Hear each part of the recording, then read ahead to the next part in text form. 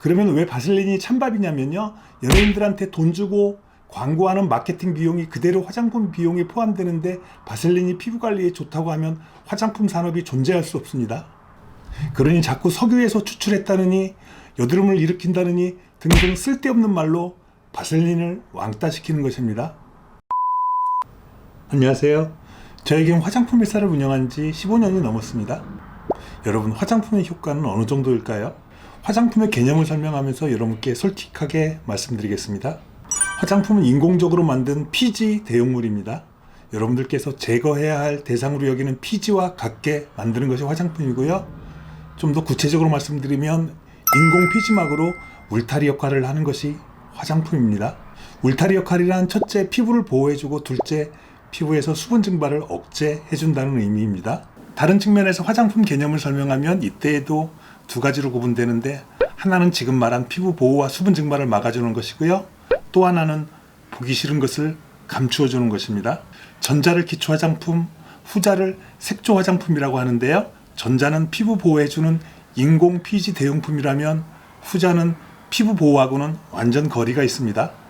색조 화장품은 돌가루나 철가루로 이루어져서 피부에 해를 끼치고 모공을 키우는 것인데요. 우리나라에서는 당당히 그리고 아무렇지도 않게 기초 화장품을 만드는 회사가 색조 화장품을 같이 만듭니다. 삼성병원이나 아산병원이 술 판매를 같이 하는 격입니다. 이렇게 간단히 개념 정리해 드렸고요. 지금부터는 본격적으로 화장품의 효과에 대해 말씀드리겠습니다.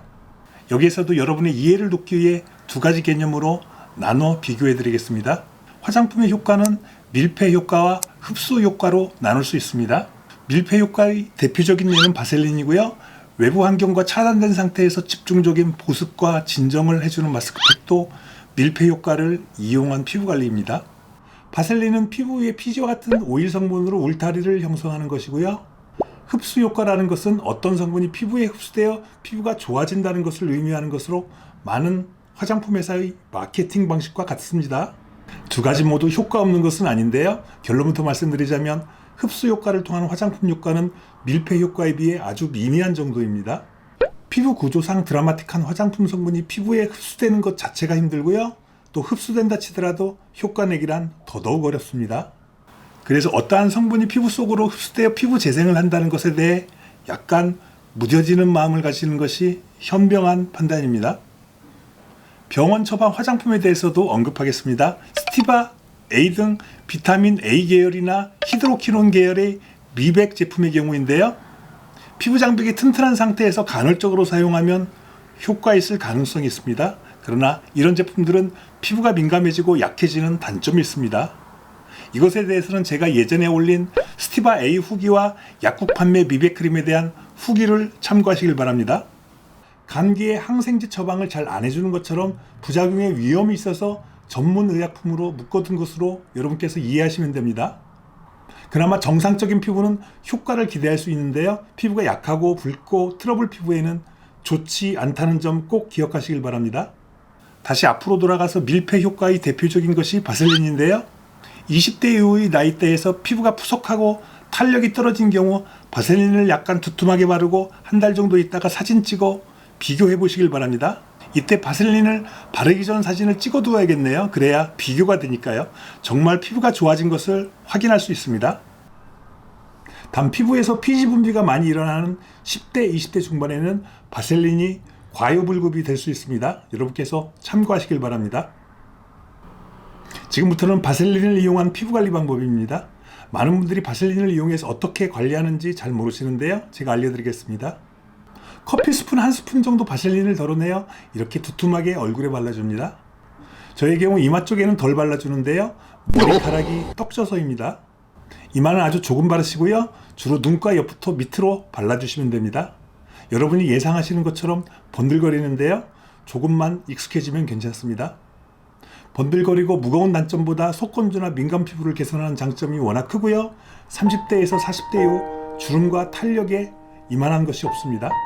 즉 단점을 커버하고도 남을 장점이 너무 많은 것이 바셀린입니다.